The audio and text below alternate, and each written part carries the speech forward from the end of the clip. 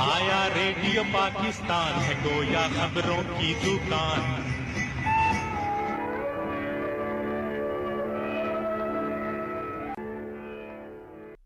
السلام علیکم. کیفے کام کو سپورٹ کرنے کا بہت شکریہ. اور جس طرح ہم جب ایکچوئل اسپیس میں تھے اور اپنے عہد کی نامور شخصیات کو سیلیبریٹ کرتے تھے، وہ سلسلہ ہم نے ڈیجیٹلی بھی جاری رکھا.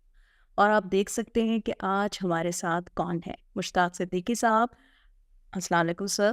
اور جو بھی میڈیا انڈسٹری کے ساتھ ہیں، طالب علم ہیں، پریکٹیشنر ہیں، گرو ہیں، مینجمنٹ میں ہیں، ہو ہی نہیں سکتا کہ وہ اس نام سے واقف نہ ہو. اور میں بہت عرصے سے میری کوشش تھی کہ صدیقی صاحب کو اس چھوٹے سے پلیٹ فارم پر انوائٹ کروں اور ان سے کچھ گفتگو ہو، لیکن اندازہ میرا یہ رہا کہ وہ انٹرویو دینے سے کتراتے ہیں. اور جتنی بھی بڑی شخصیات ہوتی ہیں جو ہم کیفے کام پر اکثر یہ بات کرتے ہیں صحیح معنوں میں، تو وہ بہت ہی ان میں انکسار ہوتا ہے. تو یہ بھی ایسے ہی شخصیت ہیں. تو صدیقی صاحب، ایک تو اگر شکریہ کرتی رہی تو تھوڑا سا وقت جو آپ نے ہمیں دیا ہے وہ بھی نکلتا چلا جائے گا. تو چلیں، مکالمہ کیا، انٹرویو بھی نہیں بلکہ گفتگو شروع کرتے ہیں. اور وہ یہ کہ 50 سالوں سے زیادہ کا سفر اب ہو گیا اس دشت کی سیاحی میں. اور جس طرح آپ کے بارے میں ہمیں علم ہے کہ آپ کا جو یہ سفر ہے جرنلزم کے ساتھ، وہ سابقہ مشرقی پاکستان سے شروع ہوا.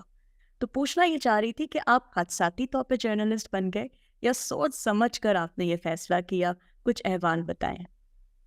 یہ بات درست ہے کہ میں کافی دنوں سے غائب رہا، گفتگو میں بہت کم کرتا ہوں. ٹی وی پر میں نے 1 یا 2 انٹرویو کیے ہیں، مگر وہ ایک خاص حوالے سے مشرقی پاکستان کے ہم سے الگ ہو جانے کے اس کربناک لمحات کی یاد تھی. تو وہ پی ٹی وی کے لیے اور ایک اور ریڈیو چینل. اپنی ذات کے متعلق صرف اتنا بتانا چاہوں گا کہ شوق میرا جو تھا وہ صحافت کا تھا. آغاز میں نے کیا ہماری صحافت سے، اور پہلے میں ندائے ملت اور اردو اخبار جسارت لاہور کے 2 اخبار تھے، ان سے میں نے آغاز کیا. وہاں میں ان کا رپورٹر ہوا. وہاں ریڈیو اسٹیشن قائم ہوا کلن. ایک چھوٹی سی اردو لائبریری وہاں رن کرتا تھا، شاہین لائبریری. اس میں بیٹھا ہوا تو ایک دن ان کا جو سینئر پروڈیوسر تھا وہ آیا اور اس نے لائف کی مجھے کہتے شخص کی تلاش ہے جو ہماری مدد کر سکتی ہے، اور اردو کا ایک 5 منٹ کا اردو بلیٹن ہوگا، اسے آپ ریٹ کر دیں اور پڑھ دیں. تو تھوڑا بہت ریڈیو کی جرنلزم مختلف ہوتی ہے، اخبار کی جرنلزم سیکھ لیں گے ہم، کوئی بات نہیں، لیکن یہ پڑھنے وڑھنے کی جو بات ہے یہ نہیں ہے. اس کے لیے شاید آپ کو جسٹ لینا پڑے. تو انہوں نے کہا نہیں جی ہم آپ سے کر رہے ہیں وہ ٹھیک ہے، کوئی مسئلہ نہیں.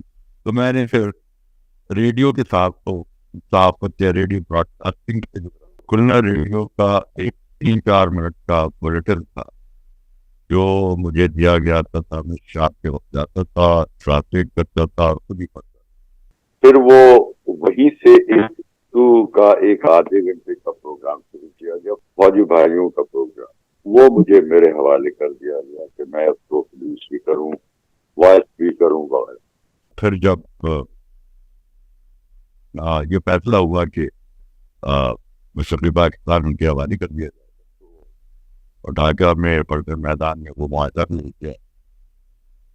تو پھر میں گیا وہاں تو دیکھا کہ بھائی صبح گیا دیکھا کہ ٹرانسمیٹر کا جو ٹاور ہے وہ زمین پر گرا ہوا ہے.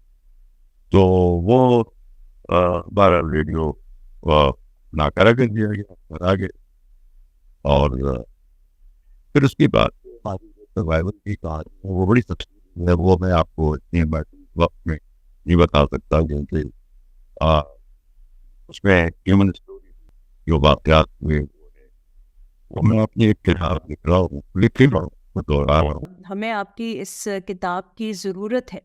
اس کی جو اہمیت ہے شاید ابھی اس کو بیان کرنا مشکل لگ رہا ہو، لیکن اس وقت جو ہمارے حالات ہیں اور ماضی کے بارے میں جو ہماری معلومات ہیں اور جو اس کی انٹرپریٹیشن ہے، اس کے لیے بہت ضروری ہے کہ آپ جیسی شخصیات جو ہیں وہ کتابیں لکھیں، کیونکہ اب تک ہم نے عہدوں کے حساب سے بڑے لوگوں کی بایوگرافیز پڑھی ہیں، اور تاریخ سے بہت کم سبق سیکھا جاتا ہے، بلکہ اکثر لوگ اس کو ٹیمپر بھی کرنے کی کوشش کرتے ہیں۔ اچھا، ایک اتنا بڑا ٹراما ایکسپیرئنس کر کے مشرقی پاکستان تو وہ پھر نہیں رہا، اب آپ ادھر آ گئے، پھر نئے سرے سے زندگی شروع کرنی، اور پھر ریڈیو پاکستان آپ نے جوائن کیا، اتنا مقبول پروگرام انتخاب، اور پھر اتنی بڑی بڑی شخصیات، چونکہ میں تو اس جنریشن سے ہوں جو کہ ریلیٹ کر سکتے ہیں کہ آپ کی آواز، میں کبھی سوچ بھی نہیں سکتی تھی کہ میں آپ سے اس طرح کلام ہوں گی، اتنی خوبصورت آواز، اور پھر سلمان معظم صاحب ہوتے تھے، پھر ایک وہ کراچی بھی ہم کبھی کبھار لگا دیتے تھے ریڈیو، تو وہ حسن شہید مرزا کا بھی ایک پروگرام آتا تھا، سمر ویکیشن میں بڑا سنتی تھی ریڈیو۔ اس زمانے میں یہ ایک عام سی بات تھی ہمارے جیسے گھروں میں کہ امی جو ہیں وہ ریڈیو لگا دیتی تھیں اور پروگرام سن رہے ہوتے تھے، اور کھانا بھی پک رہا ہوتا تھا اور باقی کام بھی کر رہے ہوتے تھے۔ تو اور بہت ساری خواتین جو میں نے سوشل میڈیا پہ کچھ آپ نے تصاویر شیئر کی تھی، تو میں نے کہا او یہ تو میری کیمسٹری کی میڈم عصمت نعیم ہیں، وہ بھی ریڈیو پہ تھیں۔ پھر میری کلاس فیلو، ان کی والدہ سریہ رضوی صاحبہ، جب ہم ایف ایس سی میں تھے ان کی ڈیتھ ہو گئی، وہ بھی ریڈیو پہ تھی۔ تو آپ ظاہر ہے اس وقت آپ کے سفر کا آغاز تھا، تو اب اتنی ایک کہتے ہیں نا گیلیکسی تھی، اور ناصر جہاں صاحب کیا کہنے، تو اس میں اپنا نام بنانا، پھر منوانا، پھر ایک دم سے اس کو چھوڑ کر آپ ایک پرائی جگہ پہ چلے گئے، ظاہر ہے آپ کی قابلیت کو سراہا گیا، تو یہ ایکسپیرئنس کیسا تھا؟ میں اس دور سے گزرا ہوں، میں خود حیران تھا کہ اتنی پذیرائی بیک گراؤنڈ سے آیا تھا، بنگال سے، جہاں زبان پر مقامی اثرات ہوتے ہیں، اور کبھی پاکستان میں بولی جانے والی زبان لہجہ مختلف ہوتا ہے۔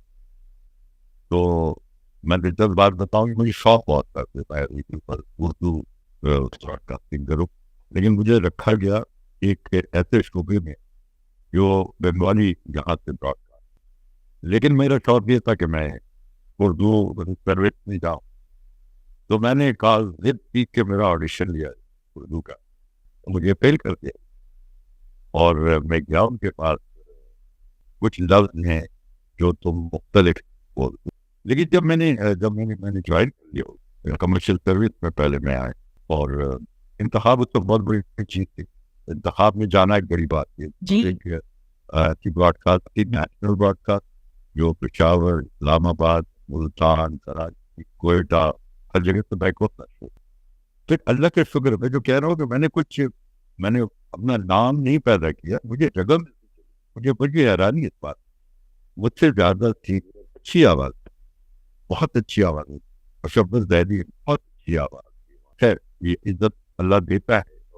یہاں تک چھوڑنے کی بات ہے، ریڈیو سے میں نے استعفیٰ دیا، میرے لیے بڑے اعزاز کی بات ہے کہ مجھے ریڈیو کا میں واحد پہلا اناؤنسر اور ریگولر امپلائی رکھا گیا، ورنہ لوگ کانٹریکٹ 20-21 دنوں کے کانٹریکٹ پر رکھے جاتے تھے، میں بھی 15-20 دنوں کے کانٹریکٹ پر رکھا گیا، اور آخر میں جو فیصلہ ہوا تو صرف ایک آدمی کو رکھا گیا، وہ میں استعفیٰ دینے کے بعد مجھے یو ایس انفارمیشن سروس، اور وہ جاب بھی ریڈیو پروڈیوسر کی، میں آگے بڑھتا رہا، اور اللہ کا شکر ہے کہ وہ مرحلہ بھی آئے، میڈیا ایڈوائزر ہو گیا نیوز کمیونٹی کا۔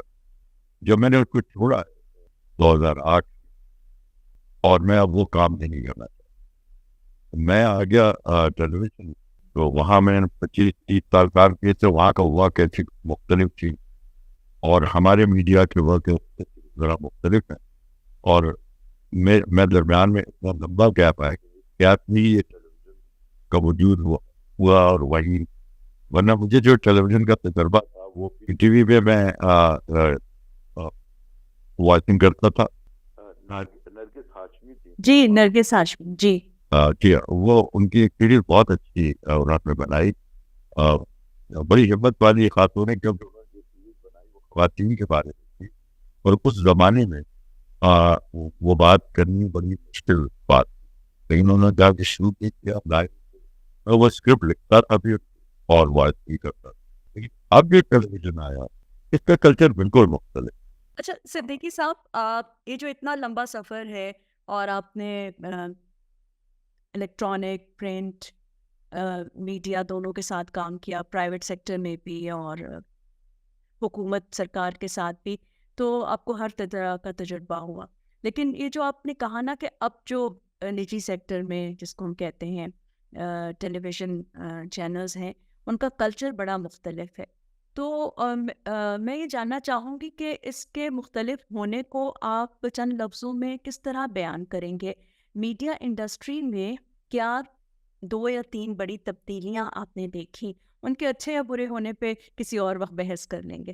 ہاں یہ ہوا کہ اوپننس آئی اور پہلے یہ ہوتا تھا کہ کنٹرول ڈوزیج ہوتے تھے عوام 9 بجے کا خبر نامہ تو ناپ تول کے دی جاتی. اب یہ خبر کچھ اتنی زیادہ بے باک ہوئی اور لوگوں کو تشویش بھی ہونے لگی کہ کیا اتنا کچھ اچھا ہے قوم کے لیے.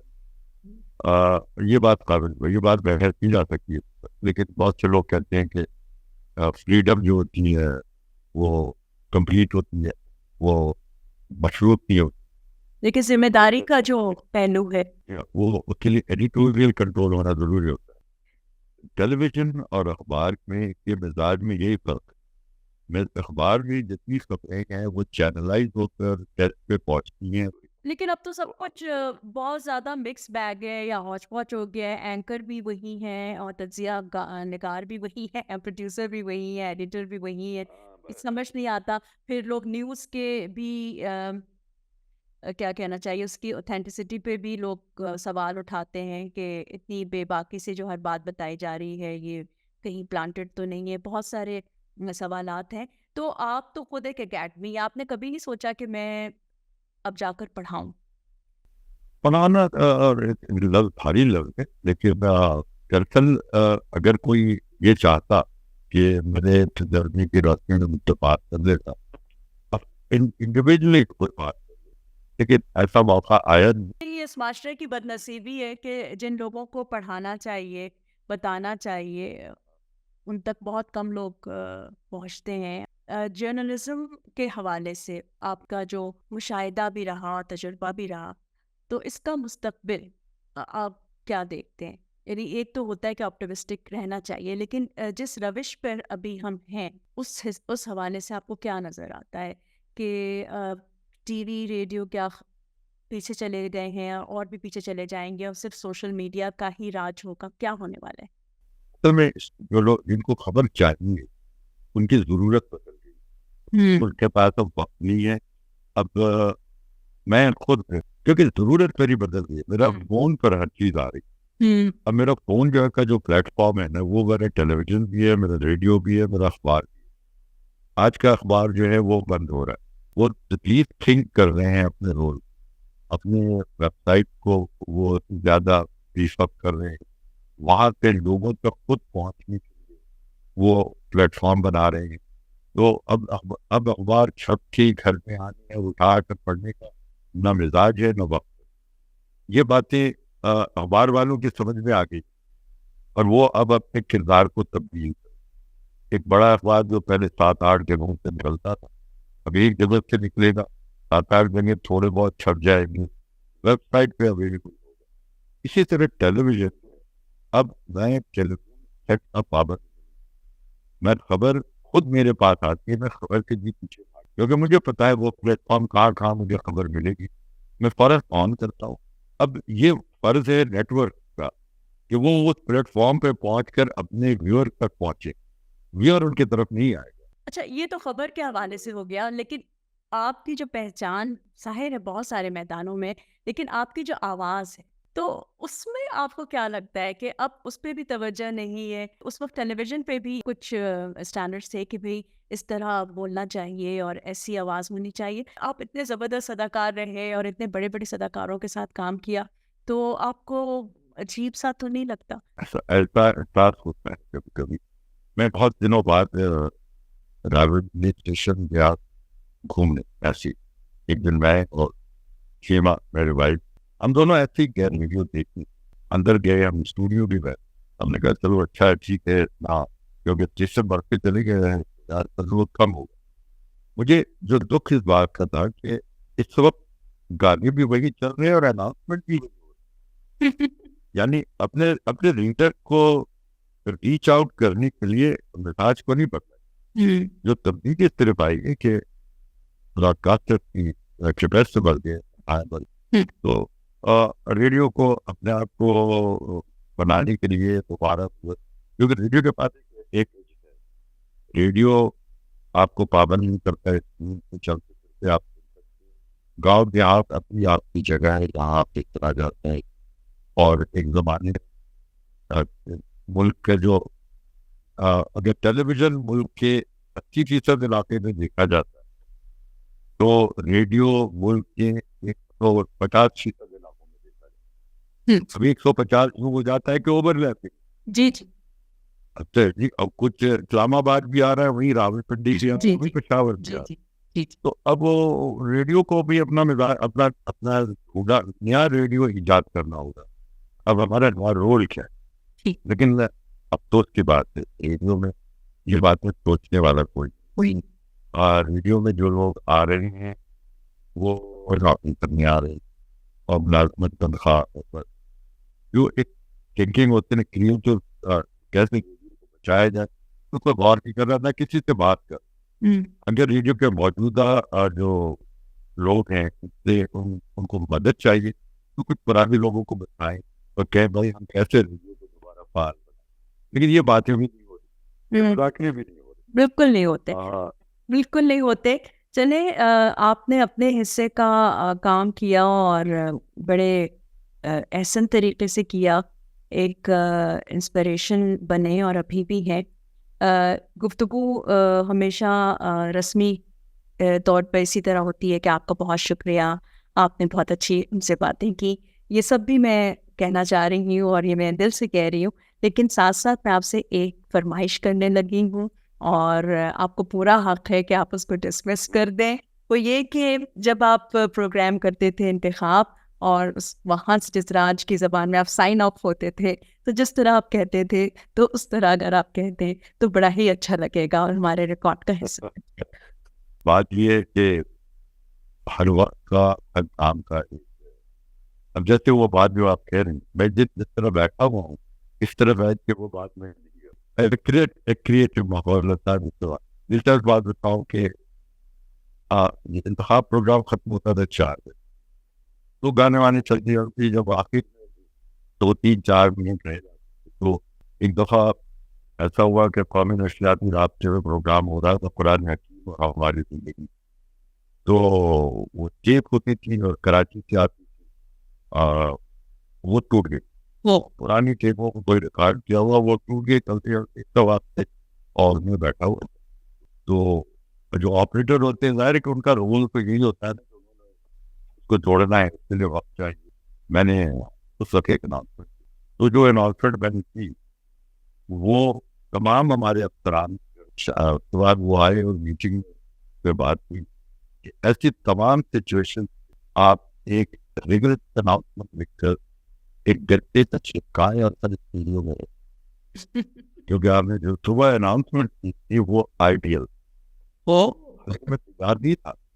میں تیار نہیں تھا اس نے ایک دم سے ٹیپ ٹوٹی مائکرو فون دے دی, تو پھر وہ میں نے لکھی اور راولپنڈی میں وہ گتے پہ لگا کے رکھی. وہ ایک دوسرا نہیں, آپ نے جس پیشن کے ساتھ اور جس لگن کے ساتھ کام کیا ہے اس کا جو ہے اس کو میری صنعت کی ضرورت نہیں, آپ نے ہر جگہ کو منوایا. میری رسمت نے رکھا دیا بہت سارا دیا. تو ایک دن میں اناؤنسمنٹ کر رہا تھا اسٹوڈیو, شیشے کی کھڑکیاں, جب میں نے شیشے میں دیکھا تو وہ درجنوں کی تعداد میں اتفاق سے گرلس کالج کی لڑکیاں تھیں, اور وہ میں کچھ بنیادی طور پہ ویسے بھی کچھ ایکسپوجر پسند نہیں کرتا, اسٹیج فرائٹ بھی مجھے بہت ہوتی, میں اکیلے کمرے میں بیٹھ کے بات کر سکتا ہوں. اور تو خیر میں بلکہ اپنے ڈیوٹی افسر پہ بڑا سخت مجھے ہوتا ہے کہ اس نے بغیر مجھے بتائے اتنے سارے لوگ اندر بھیج دی. تو میں یہ کہنا چاہ رہا تھا کہ نہ وہ مجھے میرے چہرے کو جان، وہ تو مجھے دیکھ رہی تھی اتنا دبلا پتلا سے ایک آدمی کہ اتنی بھاری آواز کہتی. اچھا اس وقت تو آپ نے ڈیوٹی افسر کو کہا کہ بھئی بغیر بتائے اتنے سارے لوگ آ گئے. اب جو میڈیا انڈسٹری ہے اس میں بھی تو بغیر کچھ کام کو سمجھے جانے بہت سارے لوگ آ گئے ہیں، تو آپ اس پر کیا تبصرہ کریں گے اور کوئی ریکمنڈیشن پبلک پالیسی کے حوالے سے دینا چاہیں تو؟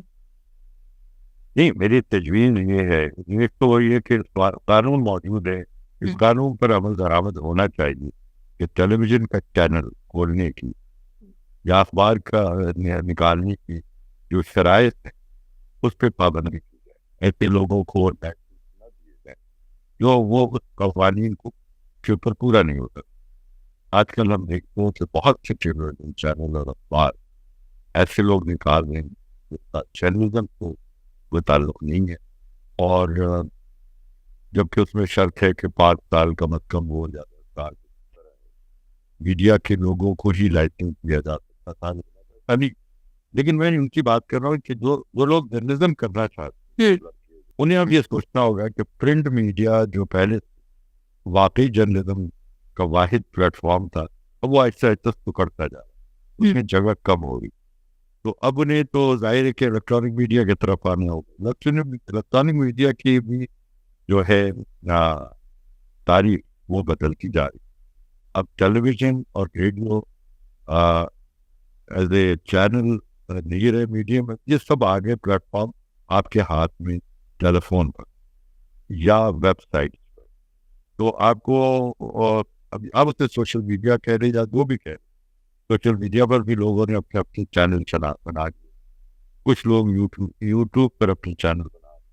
تو اب انہیں الیکٹرانک میڈیا کی طرف آنا ہوگا. لیکن جرنلزم کی تاریخ پہ پورا اترے پڑھیں، اور یہ تاریخ کبھی نہیں بدلے گی کہ خبر جب تک 2 ذرائع سے تصویر نہ ہو جائے خبر نہیں ہوتی.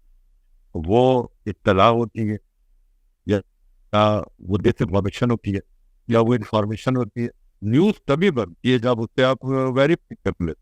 تو یہ باتیں جو آپ کو کلاس روم سے ہو کے آنا ہوگا، کتابیں پڑھنی ہوگی، تو اس کے بعد ہی آپ جرنلسٹ بن سکتے ہیں. صرف شوق سے جرنلسٹ نہیں بن سکتے.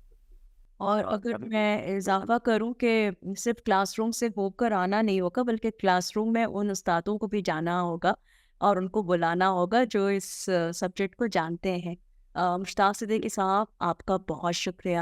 آپ نے ماضی کے حوالے سے کچھ ایسی باتیں ہمارے ساتھ شیئر کی جو نئی نسل کیا جو بہت میچور لوگ بھی ہیں ان کو بھی نہیں بتائے یا یاد نہیں رکھنا چاہتے، لیکن یہ ضروری ہے ہمارے لیے. اور پاکستان میں جو تبدیلی ہے بہت سارے لیولز پہ، وہ میڈیا اس میں بہت اہم ایکٹر بن کے سامنے آیا ہے. اور آپ ہمارے درمیان ہیں، اور میرا دل چاہتا ہے اور میری دعا ہے کہ ہماری انڈسٹری کے جو مینیجرز ہیں وہ آپ جیسے ایکسپرٹس کی ایکسپرٹیز کا ضرور فائدہ اٹھائیں. اور ایک بار پھر آپ کا بہت شکریہ. بہت شکریہ، تھینک یو ویری مچ. آپ نے مجھ سے رابطہ کیا اور کافی دنوں بعد بات تو آپ سے ہوتی رہی تھی پہلے بھی، لیکن ان موضوعات پہ کبھی نہیں. انشاءاللہ پھر رابطہ رہے. بالکل، اور آپ کی کتاب کا بھی ہمیں انتظار رہے گا. اللہ حافظ. اللہ حافظ.